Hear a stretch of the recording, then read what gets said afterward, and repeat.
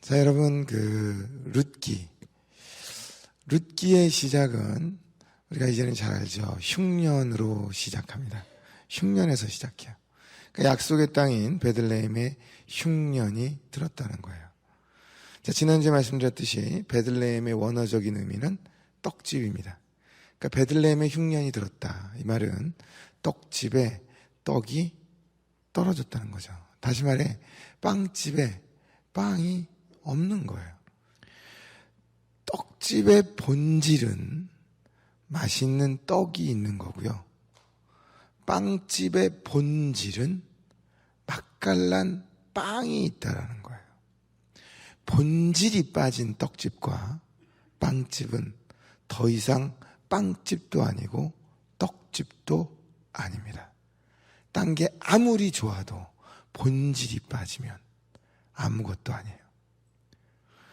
여러분, 솔직히 현대교회요, 외형적으로 많이 성장했잖아요. 세련된 교회 건물과 다양한 프로그램, 놀이터 너무나들 다 좋아요. 그런데 오히려 교회는 세상에서 세상을 변화시키지 못하고 심지어 기독교가 개독교라고 욕먹는 게 오늘날의 현실입니다. 이렇게까지 왜 그렇게 되었을까? 교회가 세상을 변화시키시는 것은커녕 심지어 교인들의 삶도 변화시키는데 너무나도 어려움을 겪고 있어요. 솔직히 이게 흉년이 아니면 뭐겠어요? 여러분, 실내장식만 잘된 빵 없는 빵집, 떡 없는 떡집이 아니면 도대체 무엇이겠냐고요? 오늘날의 교회가 바로 베들레헴의 흉년이 든 교회의 모습이라는 거예요. 자, 그렇다면 여러분, 어디서부터 잘못된 걸까요? 어쩌다가 교회가 본질을 잃어버린 흉년이 든 교회가 된 걸까요? 어디서 잘못된 걸까요? 자, 룻기 1장 1절입니다. 사사들이 치리하던 때에 그 땅에 흉년이 드니라. 정답은 뭐냐 하면 사사들이 치리하던 때로 교회가 궤도를 이탈했기 때문이에요. 교회가 원래 원궤도에 있는 게 아니라 교회가 궤도를 이탈해서 사사들이 치리하던 때로 그때로 돌아갔다라는 거예요. 그렇다면 사사들이 치리하던 때가 도대체 무슨 말일까? 사사기의 맨 마지막 절, 사사기 21장 25절이에요. 그때에 이스라엘에 왕이 없으므로 사람이 각기 자기의 소견에 옳은 대로 행하였더라. 사사들이 치리하던 때란 두 가지를 의미합니다. 먼저 첫째, 이스라엘에 왕이 없는 거예요. 하나님이 더 이상 왕으로 인정되지 않는 거예요. 하나님의 왕되심이 무시되는 거예요. 그리고 둘째로, 그러니까 내 소견에 옳은 대로 행하기 시작하는 거예요. 내가 생각하기에 이게 옳아요. 하나님의 말씀에 뭐라고 옳건갈건 이게 기록된 게 중요한 게 아니라 내가 느끼기에 이게 옳은 길이야. 이게 옳아요. 이게 맞아요. 내 소견에 옳은 대로 가는 거예요. 하나님의 뜻에, 하나님의 성경책에 사랑은 이것이다 그러는데 내가 생각할 때 이게 사랑이야. 이게 사랑을 베푸는 거고 이게 포용하는 거예요. 그러니까 우리는 내가 느끼기에 내가 생각되는 대로 그 사랑을 행합니다. 결국 내 마음대로, 내 뜻대로. 생각해보면 사실 이 두 가지는 연결되어 있죠. 하나님이 왕이 안 되잖아요. 그럼 왕자리가 벼잖아. 그러니까 결과적으로 왕자리를 누군가가 꿰차게 되죠. 누가 하겠어요? 내가 왕자리를 꿰차죠. 하나님의 왕이 되지 않으면 반드시 내가 왕이 되어 있습니다. 그래서 나는 죽고 예수님으로 살아야 되는데 어느 틈에 우리는 내가 펄펄 살아서 왕자리를 내가 꿰차고 내 서견에 옳은 대로, 내 느낌에 옳은 대로, 내가 생각하고 내가 판단하는 데 옳은 대로 어느 틈에 교회도 그렇게 가고 우리도 그렇게 가죠. 떡 없는 떡집, 흉년이 든 약속의 땅. 결국 오늘날의 교회 본질, 하나님이 빠지는, 왕대심이 빠지는, 여러분 정말 단팥빵에 안고가 빠지는 이런 어처구니 없는 이런 흉년된 교회의 모습이 오늘날의 모습으로 너무 많이 나타나고 있다는 거예요. 여러분 어떻게 해야 돼요? 흉년이 들었고 더 이상 떡집에 떡이 없어요. 그럼 어떻게 해야 돼요? 본질을 찾아야죠. 떡집에 떡이 없다면 떡을 채우면 돼요.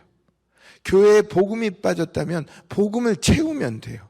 교회의 복음을 회복하면 돼요. 하나님의 왕되심을 인정하면 되죠. 자, 그렇다면 교회의 본질을 회복한다. 이 말이 도대체 구체적으로 더 어떤 의미일까? 교회라는 떡집에 떡을 채운다라는 건 어떤 의미일까? 하나님의 왕되심을 채우는 거예요. 다시 말해 하나님의 은혜로 채우는 거예요. 우리를 구원하기 원하시는 십자가의 사랑, 그 십자가의 은혜를 교회에 다시 채운다는 것을 의미합니다. 여러분, 진짜 성도가 누구죠? 진짜 성도. 진짜 성도는요, 나는 죽고 예수님으로 사는 사람이에요. 다시 말해 내 힘으로 사는 자가 아니라 내가 왕돼서 내가 느낌대로 내가 원하는 대로 사는 게 아니라 내 생각이 옳은 대로 사는 게 아니라 이제 모든 것이 은혜임을 믿고 하나님의 은혜를 간구하고 하나님의 왕되심을 인정하고 하나님의 은혜 가운데에서 살 줄 아는 사람이라는 거예요. 근데 안타깝게도 많은 사람들이 다 지금까지 내가 잘해서 내 힘으로 산다고 생각을 해요. 많은 사람들이 그러더라고요. 내가 이 정도 알아? 내가 이 정도 우리 집 이 정도로 이렇게 집도 사고 이 정도로 한 거, 내가 이 가게 이 정도로 이렇게 이끌어간 거, 내가 이 직장 이 정도까지 내가 이 자리까지 올라오고 여기까지 온 거, 야, 내가 여기까지 이거 하느라고 얼마나 힘들었는지 알아? 내가 얼마나 부지런하니 얼마나 새벽부터 열심히 일했는지 알아? 다 내가 이뤘다라고 많은 사람들이 생각을 합니다. 안타깝게도 많은 사람들이 다 내 힘으로 여기까지 왔다고 생각하죠. 그러나 진짜 성도는 어떤 사람이냐? 지금 오늘 이 자리에 있는 거 하나님이 나와 함께 하시고 하나님이 나에게 은혜를 베풀어 주셔서 내가 은혜로 여기에 있음을 믿습니다. 이것이 진짜 성도예요. 하나님의 왕되심을 인정하고 내가 은혜로 이 자리에 있다라는 걸, 은혜로 살았다라는 걸 아는 사람이에요. 제가 룻기를 좋아하는 이유도 여기 있어요. 룻기를 보면은요, 그러면 은혜의 이야기가 얼마나 나오는지, 많이 나오는지 몰라요. 룻기는 다 은혜의 이야기예요. 보세요. 하나님께서 이 나오미의 가족이 모압으로 이사를 가서 다 몰락을 하잖아요. 다 몰락을 했더니 베들레헴에 풍년이 들었대. 떡집에 다시 떡이 찼대. 그러면서 원궤도, 궤도를 이탈한 그들을 원궤도로 돌아오도록 회복의 은혜를 주세요. 그리고 그렇게 원궤도로 돌아와서 회복하게 될 때 어떻게 하냐? 우연히 한 밭을 갔는데 마침 그 밭이 보아스의 밭으로 인도하는 예비된 은혜, 예비시켰잖아요. 예비된 은혜를 허락하시죠. 하나님은 마침 보아스를 보내셨고 보아스를 통해서 훗날 룻과 결혼하기 위해서 완전히 회복시켜요. 이거는 회복을 넘어서 역전이죠. 역전의 은혜가 보여요. 그런데 이 역전의 은혜가 어느 정도냐? 다윗 왕의 계보를 잇는, 예수님의 계보를 잇는 너무나도 놀라운 은혜, 풍성한 은혜가 보여요. 룻기를 보면 회복의 은혜가 보이고 예비된 은혜가 보이고 역전의 은혜가 보이고 풍성한 은혜가 보이죠. 은혜로 꽉 차 있어요. 여러분 모두에게도, 우리 모두에게도 이 풍성한 은혜, 룻기에서 나오는 이 놀라운 은혜들이 우리 가운데의 삶에서도 풍성하게 임하기에 우리도 은혜로 살아가고 은혜로 생을 마감하고 은혜로 영원토록 하나님과 함께하는 복된 은혜의 사람이 될 수 있기를 주님의 이름으로 축복드립니다. 자, 그렇다면 어떻게 해야 이러한 은혜, 나오미와 룻처럼 우리도 이 은혜를 누리면서 살 수 있을까요? 여러분, 룻기를 보니까 룻이라는 이 여인, 나오미라는 이 여인, 이 은혜로 사는 비법이 나와요. 룻기에 나오는 은혜의 비법, 은혜로 사는 비법. 우리가 다 은혜로 살기 원하잖아요. 그러면 룻처럼 이 은혜의 비법을 따라하면 된다는 거예요. 룻기에 나오는 은혜의 비법은 뭐냐? 은혜 받고 사는, 은혜 가운데 사는 이 비법은 세 가지가 있어요. 먼저 첫째, 은혜로 살기 원한다면 이 방법대로 살아셔야 돼. 첫째 방법은 고백이 있어야 돼요. 고백 신앙이죠. 룻을 볼게요. 룻이 뭐라고 고백을 하냐? 룻기 1장 16절. 룻이 이르되 내게 어머니를 떠나며 어머니를 따르지 말고 돌아가라. 강권하지 마옵소서. 어머니께서 가시는 곳에 나도 가고 어머니께서 머무시는 곳에서 나도 머물겠나이다. 어머니의 백성이 나의 백성이 되고 어머니의 하나님이 나의 하나님이 될 겁니다. 고백이죠. 기막힌 믿음의 고백이에요. 여러분, 은혜 가운데서 은혜로만 살기 원하나요? 그럼 우리도 고백해야 돼요. 하나님이 나의 하나님이 되길 원합니다. 예수님, 내가 예수님과 동행하길 원합니다. 하나님, 나는 죄인입니다. 십자가의 보혈로 저를 용서해 주시고 내 영혼을 받아주옵소서. 고백이 나와야 돼요. 이제 하나님만이 나의 왕이십니다. 내 생각에 옳은 대로 가는 게 아니라 하나님이 뜻하시는 하나님의 말씀 위에서 하나님이 말씀하는 대로 살겠습니다. 이 귀한 고백이 우리 모두에게 신앙 고백이 일어나기를 주님의 이름으로 축복드립니다. 로마서 10장 10절. 사람이 마음으로 믿어 의에 이르고 입으로 고백하여 시인하여 구원에 이르느니라. 여러분, 은혜 가운데 거하려면 고백이 있어야 돼요. 우리 모두 정말로 예수님을 내 마음에 영접하시고 예수님을 나의 왕으로 모시고 십자가 보혈로 내가 죄 씻음을 받았음을 귀하게 고백하시고 정말 이 믿음의 세계로 온전하게 들어오는 은혜의 세계로 들어오는 우리 모두가 되기를 주님의 이름으로 축복드립니다. 둘째, 은혜로 살려면 이삭 줍기를 해야 돼요. 이삭을 주셔야 돼요. 많은 성도들이 오해하는 것 중에 하나가요, 은혜는 신비 체험이니까 은혜를 받으면 모든 게 다 형통하게 될 거라는 생각이에요. 물론 은혜를 받으면 형통하게 돼요. 그런데 은혜를 신비하고 연결시키면서 나는 아무것도 안 해도 은혜만 받으면 하나님께서 은혜 가운데서 모든 걸 풀어주니까 하나님이 뭔가 확 풀어줄 걸 기대한다는 거예요. 그런데요, 룻의 이야기를 보면 그와는 정반대예요. 삶의 현장에서 최선을 다해야 하나님께서 은혜 위에 은혜를 덧붙이시는 게 이삭 줍기의 이야기예요. 우리는 모두 룻이 보아스를 통해서 훗날 역전에 의해 완전히 역전되잖아요. 삶이 풍성한 은혜, 영적으로는 모든 게 다 풍성해지는 이 모든 걸 잘 알고 있어요. 그러나 그 이전에 룻에게 먼저 예비된 게 있어요. 보아스를 만나서 모든 것이 역전되는 은혜를 경험하기 전에 룻에게 먼저 주어진 예비된 건 뭐냐? 룻이 이삭을 줍는, 이삭 줍기에 치열한 삶이었어요. 여러분, 이삭 줍기가 뭐예요? 추수해서 남은 거, 남아있는 거, 그거 주워 먹는 거야. 솔직히 주워 먹으라 그러면 누가 주워 먹어요? 자존심 상해서. 그거 얼마나 남어? 많은 사람들이 그러죠. 내가 어쩌다가 여기까지 떨어졌을까? 내가 어쩌다가 내 인생이 이렇게 망가졌을까? 내가 어쩌다가 이렇게 이삭 줍기 할 수 있을까? 많은 사람들이 인생을 한탄하고 내가 여기에 있는 거에 대해서 굉장히 불만이 많습니다. 그런데 여러분, 은혜 안에 거하는 사람, 룻을 보니까, 이 역전의 은혜를 경험하는 사람을 보니까 여러분, 그 상황에 떨어졌는데도, 땅바닥에 주워 떨어져 있는 거 그거 주워 먹는데도 이것을 하나님께 감사합니다. 이것 또한 하나님께서 허락하신 삶이라고 그는 하나님 앞에서 정말로 귀하게 고백해요. 여러분, 룻기 2장 2절 한번 볼게요. 룻기 2장 2절 뭐라고 써 있느냐?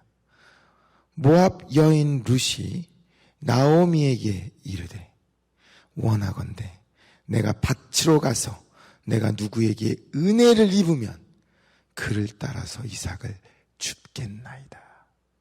여러분, 이삭 줍기 다 떨어져 있잖아요. 그냥 그거 주워 먹는 거야.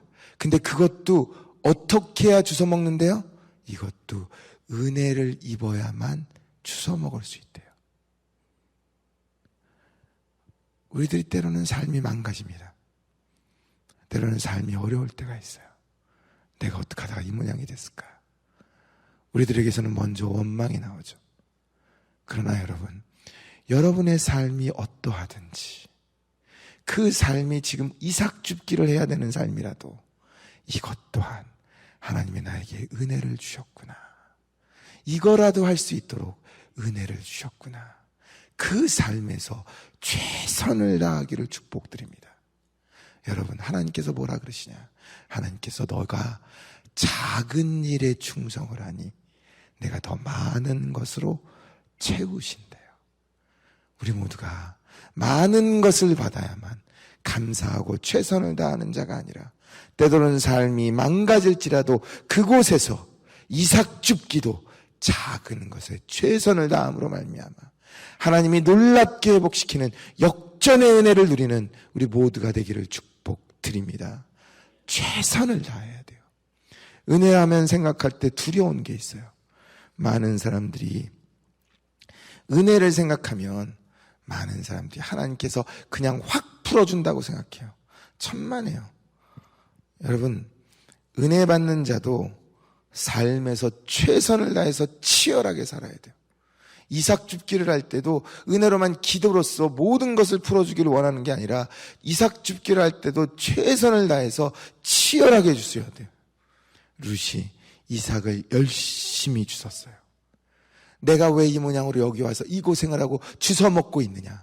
원망하지 않고 그는 그 상황에서도 열심히 최선을 다해 나는 죽고 예수로만 살고자 최선을 다해 이삭을 줍습니다.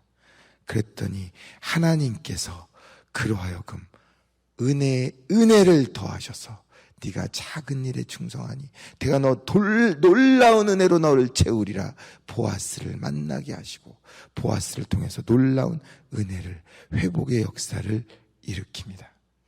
여러분, 데살로니가 후서 3장 10절 누구든지 기도하기 싫어하거든 먹지도 말라.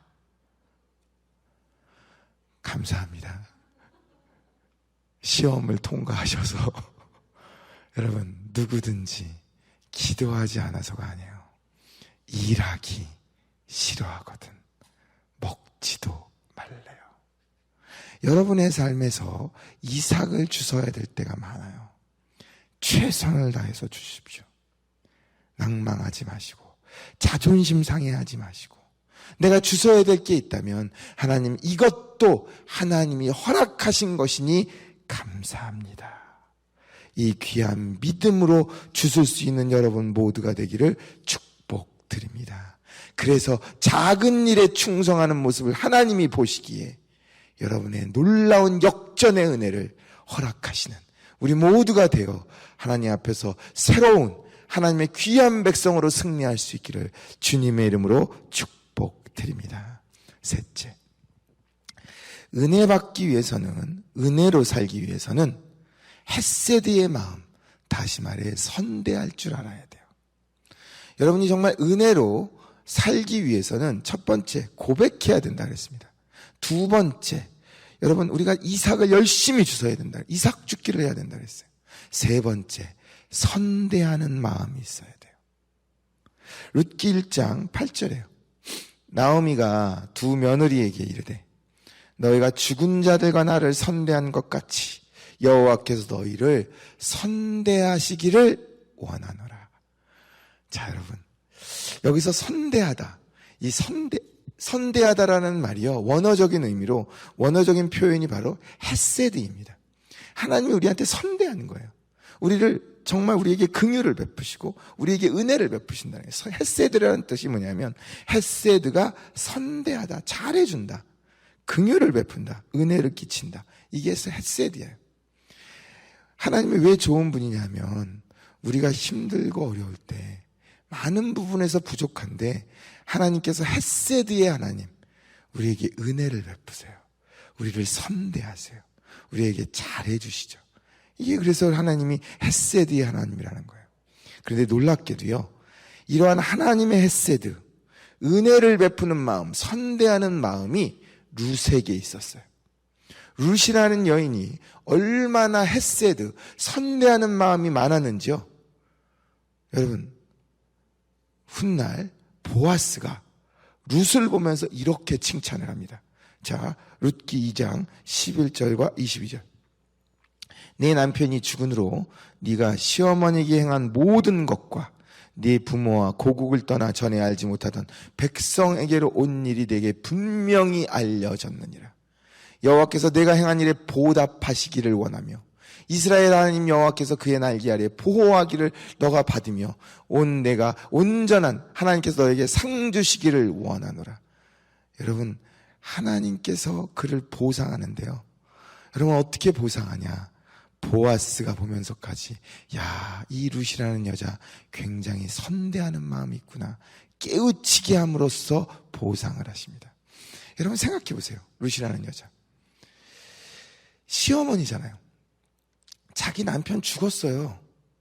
굳이 따라올 필요 없어요. 이 여자가 얼마나 선대하는 여인인지, 얼마나 이게 남한테 잘하는 여인인지요. 여러분 잘할 필요 없었던 여인이에요. 여러분 나오미 자기 남편 죽었죠? 두 아들 다 죽었어요. 그러면 며느리 입장에서 같이 있을 필요가 전혀 없는 거예요. 내 남편도 없는데. 그리고 여러분 빈털털이야 이제. 근데 이 절대적인 약자가 된 시어머니, 이 나오미한테 뭐라 그래요? 어머니가 가는 곳을 내가 함께 가고 어머니의 하나님이 내 하나님이 될 거다. 이 선대하는 마음이 있잖아요. 이 선대하는 마음이 있으니까 하나님께서 결국 이 룻을 회복시키는데 이삭을 줍는 이 여인에게 은혜를 더하셔서 보아스를 허락하십니다. 그리고 보아스를 허락함으로 말미암아 놀랍게 회복시키시죠. 여러분, 선대할 때 일어나는 놀라운 역사 두 가지가 있어요. 축복, 하나님이 주시는 은혜의 축복. 첫째, 영적으로 회복돼요. 영적인 축복. 룻은 원래 저주받은 민족이었는데, 모압 족속 출성이었는데 하나님께서 이 여인을 회복시키는데, 저주받은 민족이 다윗 왕의 계보를 잇는, 예수님의 계보를 잇는, 영적으로 완전히 승리하는 하나님의 계보자가 되게 회복시킵니다. 그리고 세상적으로도 축복하는데 룻에게 영적인 축복만이 아니라 보아스를 만나서 엄청난 선대를 받게 하십니다. 얼마나 보아스를 통해서 많은 은혜를 받았는지 룻이 보아스에게 이렇게까지 물어봐요. 룻기 2장 10절. 룻이 엎드려 얼굴을 땅에 대고 절하며 그에게 이르되 나는 이방 여인이오들 당신이 어찌하여 내게 은혜를 이토록 베푸십니까? 나를 돌보십니까? 성경은 분명해요. 룻이 영적으로나 세상적으로 축복을 받을 수 있었던 이유는 룻이 이삭을 주우면서 약작인 나오미를 선대한 것이 하나님의 마음에 기쁘게 받아들여졌다라는 거예요. 여러분, 하나님께서는 룻에게 은혜를 베푸사 보아스를 만나게 하시고 그를 통해 그녀가 은혜를 입고 선대를 받게 하십니다. 우리가 다 은혜 가운데 거하길 원해요. 은혜로 살길 원해요. 우리 모두가 진심으로 예수님을 나의 주님으로 고백할 수 있기를 축복드립니다. 우리가 무슨 일을 하건 하나님 앞에서 이 작은 일일지라도, 정말 주워먹는 일일지라도 이것 또한 하나님의 은혜로 제가 하는 겁니다. 이 일 또한 할 수 있게 하셔서 감사합니다. 귀하게 이삭 줍기를 감사함으로 할 수 있기를 축복드립니다. 그리고 누구를 만나든 하나님 앞에서 선대하는 마음, 가정에나 교회에나 일터에나 누구에게나 선대하는 마음으로 다가가셔서 하나님의 마음을 기쁘시게 하기에 우리 모두가 은혜 가운데에서 은혜로 삶을 살아가는 귀한 하나님의 백성 되기를 축복드립니다. 이제 말씀을 정리합니다. 오늘 본문 말씀 세 구절이에요. 룻기 2장 2절. 모압 여인인 룻이 나오미에게 이르되 원하건대 내가 밭으로 가서 내가 누구에게 은혜를 입으면 그를 따라서 이삭을 줍겠나이다. 놀랍지 않아요? 룻이라는 여인을 보면 다 은혜예요. 은혜밖에 없어요. 자, 그 다음 절 볼게요. 룻이 엎드려 얼굴을 땅에 대고 절하며 그에게 이르되 나는 이방 여인이거늘 당신이 어찌하여 내게 은혜를 베푸십니까? 어찌하여 은혜를 베풀어 나를 돌보십니까? 이 여인은 룻은 다 모든 것이 조금만 풀려도 다 내가 은혜를 받고 있다라고 은혜로 모든 것을 받습니다. 그 다음 절 볼게요. 룻이 이르되 내 주여 내가 당신께 은혜 있기를 원하나이다. 룻에게는 소원이 하나가 있는데 자기는 은혜 받기를 원한다는 거, 은혜로 살길 원한다는 거예요. 여러분, 룻은요 오직 은혜로 살았어요. 룻은 삶의 은혜가 충만해야 그 삶이 복된 삶임을 알았어요. 그녀는 처음부터 끝까지 은혜를 붙들었고 은혜를 나누었고 은혜를 받았고 은혜를 소망했고 은혜로 선대하며 살았습니다. 인생의 정답, 신앙생활의 정답은 오직 은혜에 있어요. 은혜가 있는 곳에 가능성이 있음을 믿습니다. 우리 모두도 룻처럼 하나님 은혜를 베푸소서. 내가 일하는 이 일 은혜로 허락하시니 감사합니다. 내가 누군가를 만나면 내가 받은 은혜 나누겠습니다. 귀하게 우리 또한 은혜로 삶을 살기에 결국 은혜로 승리하고 은혜로 하나님 앞에서 마음껏 웃으시며 행복한 하나님의 자녀로 행복하고 화평한 여러분 모두가 되기를 주님의 이름으로